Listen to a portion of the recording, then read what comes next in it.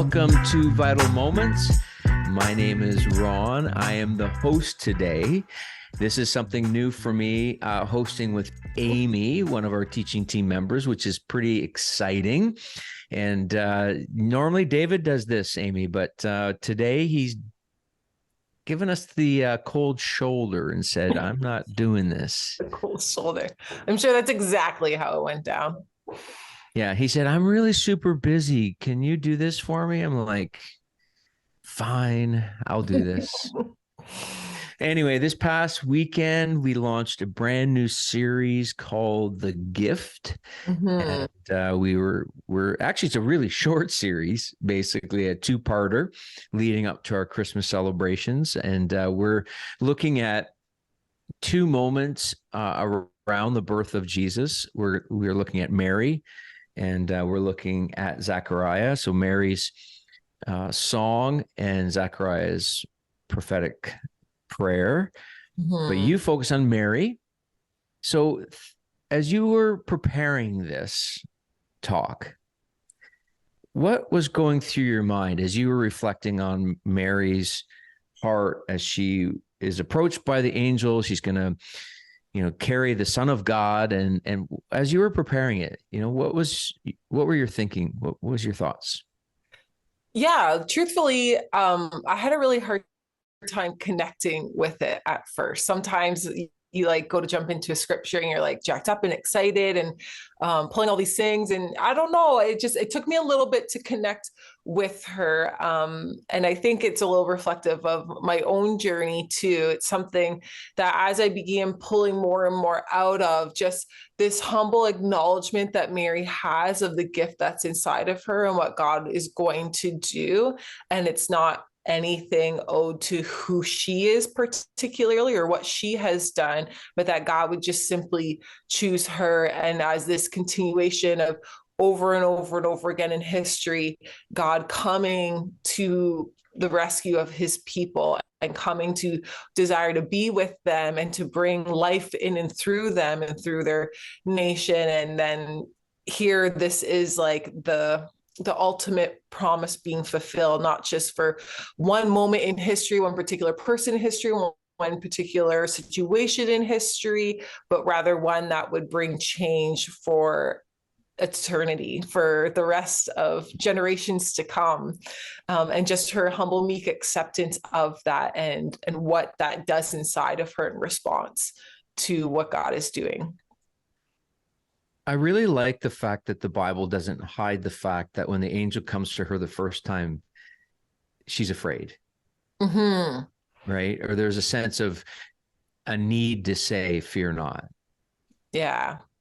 Like I think sometimes we look at the Bible and we kind of think, okay, this is something that, hides from the reality of real life. But this was something for her that, like you set it up so well, just recognizing that here's this humble young woman who's, going to get married to this carpenter, Joseph, and this overwhelming moment, right? And she literally can say that Jesus was in her. Literally, we all often talk about Jesus being in our lives, and she literally could say that. Mm-hmm. What shifted for you? You said at first you were having a hard time identifying, but then something shifted inside of you. Yeah, I think honestly, even I had a chat with our friend Lisa, who is our family ministries director, and just acknowledging, even seeing myself in Mary in this conversation and in how she approaches this, on how, she didn't go looking or asking for this. She would have never certainly thought that it would have been her, that this gift would come into the world. And I think that a lot of people, but mostly like I think of my own life, myself included, of how easy it is to sometimes hide in the background or think that I have this humble posture of, oh, who am I? And like, no, let someone else do it. And like, I'm not sure that I can exactly like do the things that maybe people have said about me or my life. And then acknowledging that it actually has nothing to do with me. It all has the heart of God all through in it, that he wants to encounter people through me. And it is just a simple, obedient yes, just like Mary. She had this humble acceptance in that moment, despite being terrified of what this would mean for her in so many ways. And I think a lot of people who are on faith journeys struggle with that understanding that God may want to use them to bring the good news to the people around us. And that can be really scary. I know even you in Poplar Hill and wrapping things up talked about how it's so easy for us to share about like a really great meal we had or a great place we vacation. And yet actually sharing the thing that is bringing a transformational work in our lives can be really difficult. And so I think, again, we all can just so look at, we know ourselves too well. We know our flaws and our failures. We know our insecurities and the things that we're good at that we're not good at. And yet, despite all of those things, God is very much aware of them. And he asks us to be ambassadors and messengers of this message that he has through this gift of Jesus. Yeah. Yeah, so good. Mary's story really reflects that. Yeah. She didn't go asking for this, looking for this. She humbly accepts it. And then something shifts inside of her when she encounters Elizabeth. And suddenly here she is just declaring this peace for generations to come of this gift of Jesus and who he is. And yeah, it's really, really is a powerful moment. I mean, sometimes when I read the Bible, I mean, we get the advantage of reading the entire story, the moment, and we kind of can miss the reality of the shock. Like, she just going about her day. She probably got up that day as normal as any other day, planning a wedding or whatever. And then next thing you know, she's being having this, angel encounter, and boom, her life changes. And you brought out three, I think it was three, right? Three important points of this expression of Mary's heart that we looked at. Can you recap the three real quick for us? Are you able to do that?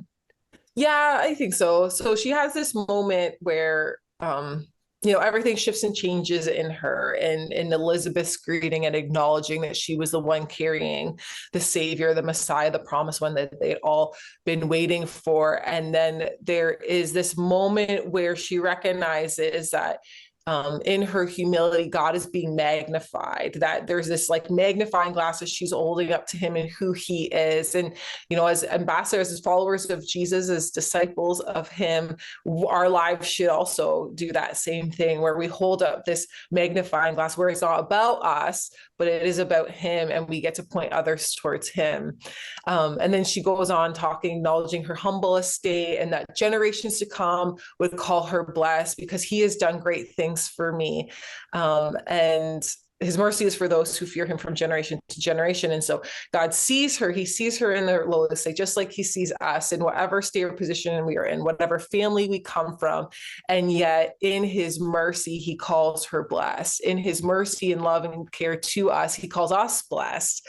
And he does mighty things for us, just simply first and foremost in sending Jesus here to earth. So for her, it was a physical conception of a birth and of a baby and of a history that she comes from, this lineage of where God continually does these great and mighty things. But then also this piece of where God does great and mighty things for us through salvation found through Jesus, that we receive salvation for our souls, for eternity, but also the benefits of knowing him here on earth, about being those ambassadors. So that was a thing that she gets to say for generations to come, that look at me and my state. And then she sort of fills it out and comes to this sort of final point of, she magnifies God, acknowledges these mighty works that he has done, even right now in this moment of her receiving this conception of this baby, but all to acknowledge those things, that it is the hungry that he fills with good things, the rich he sends away empty. And this acknowledgement of his mercy and the fulfillment of this promise from generations and generations, all hoping for this. This is the peak of this, and that everyone from this point on would be blessed and have that opportunity for your life change because of what is inside of her.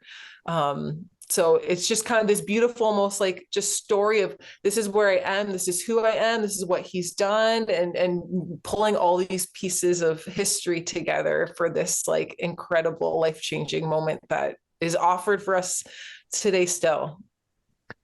Yeah, and it's incredible to think that, out of this expression, you can kind of feel and sense of Mary's understanding of the bigger picture of the lineage of her people, and then now in this moment, like, wow, it's just staggering to think that.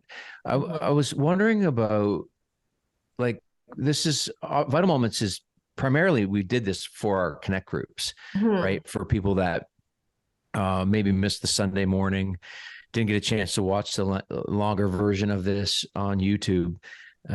What do you hope our connect groups wrestle with in this particular talk? Mm-hmm. Can you think of something off the top of your head? Because I didn't forewarn you with this question. So No, that's okay. I think that it is always helpful for us to like step back and really, like you said, it's easy for us to read the Bible with the whole picture, whole story, and really plant ourselves in Mary's spot. I think too, this really, at least for me, this message has really come to how I see myself and the message that I carry and the power of that message. And so I hope that we can sit in just where Mary's at in that moment of time, and have that time and space where we acknowledge, whether you're a follower of Jesus or not, his hand and his fingerprint is all over your life. So to step back and to see that and acknowledge that bigger story that you're a part of, but also then that bigger story that you carry for someone else to be brought into. And so I hope that our groups will wrestle with knowing that that promise is inside of them and that they're carriers of that. And then to not look at their flaws and their failures, but rather look at God has given you this message for a reason, for a purpose to share with someone, even if it's something as simple as an invitation to Christmas to say, hey, just come and see, come and see. Yeah. And I think that as I reflect on, Mary's expression of this song, recognizing that God can and will and continues to use everyday ordinary people to be carriers of his message, right? And actually spending time really reflecting on how can I live my life this way. The thing that struck me more in the second service in Poplar Hill when you were speaking, and it was a line that you threw in, she simply said yes. And I had this sense that, and I hope that our listeners and our connect group people really get to the place where they allow themselves to be receptive to this idea that God loves them, that in spite of how they feel about themselves, their insecurities, their brokenness, their shame, their guilt, whatever it might be, that God actually can see through that to the heart of the individual and desires to bring hope and healing into those areas. And I think that the wrestling with these things is such a beautiful opportunity to recognize that this gift of Christmas is way richer and deeper than just lights and gifts and malls and Amazon packages showing up every day at the house. I mean, I have to be careful when I open my door, Amy, when I leave, because I step out and there's a package there in the morning and twist my ankle, thanks to Desiree ordering all this stuff. But it's that beautiful gift of what God has given to us. My prayer for us as a church and for those who participate in the Christmas services across all of our locations is that they will begin to understand that this Christmas season doesn't have to be one that you go through at Mach 5 and you get distracted by all the complexity of the Christmas season, but that you live in this beautiful gift that first came to Mary and then it is offered to us today. So I think it's a beautiful example of God's heart for us. So did you have anything you wanted to add? I did not set a timer, so I don't know how long we've been. So So David normally has a timer. Going. What's that? What's that? I said, so we could just keep going and going. We don't have to stop. Yeah. No. Yeah, I just really think don't underestimate the power of the cross, and especially the power of an invite. We can just so downplay so many things, but yet there are so many beautiful stories that have taken place. Just looking specifically at our context of Vitalpoint Church, you know, the church is certainly growing all over the world, but looking at this, it's just don't underestimate the power of what God is doing inside of you, despite you. You're in this place for this reason. You're around the people that you are for this reason, and don't underestimate that gift of hope that is placed inside of you that is for others. And just, that simple invite really truly does potentially have the power to change the trajectory of that person's life. And it's not up to us for that person to say yes or to say no. That is up to them, but it's certainly up to us in our obedience to say, hey, come and see, come and experience, and just allow God to do what he does best in changing and transforming hearts. That's not our job. We get to just walk with people as God does that deep work in them. Well, it is December 4th. We're recording this 2023, leading up to 9 services across 4 locations. My hope and prayer is that people will invite friends. Like you said, we're not responsible for the answer. May we be responsible for, hey, would you like to come to a Christmas service at my church? And we know that the simple invite has the potential to change someone's understanding of who Jesus is. And that's my prayer this year. So, Amy, thank you for opening up this 2-parter called The Gift, looking at Mary. It was fantastic. I really appreciated all the work that you put into this. And I know from behind the scenes, you put a lot of work into this one, which was really, really good, and really appreciated it. So thank you to those of you who listen, Connect Group people and others who are listening in. Please maybe rate or make a comment, and maybe we'll see this podcast become a little bit more predominant in other people's lives as well. We're grateful for the opportunity to do this. We love what God is doing through Vitalpoint Church, planting churches in small towns in Ontario. And because what? Hashtag Jesus loves small towns, Amy. Are we starting that trend now? I don't know. I started looking up websites for that. Maybe we should start something. Anyway, good stuff. Thank you so much. And I appreciate everybody. See you at Christmas.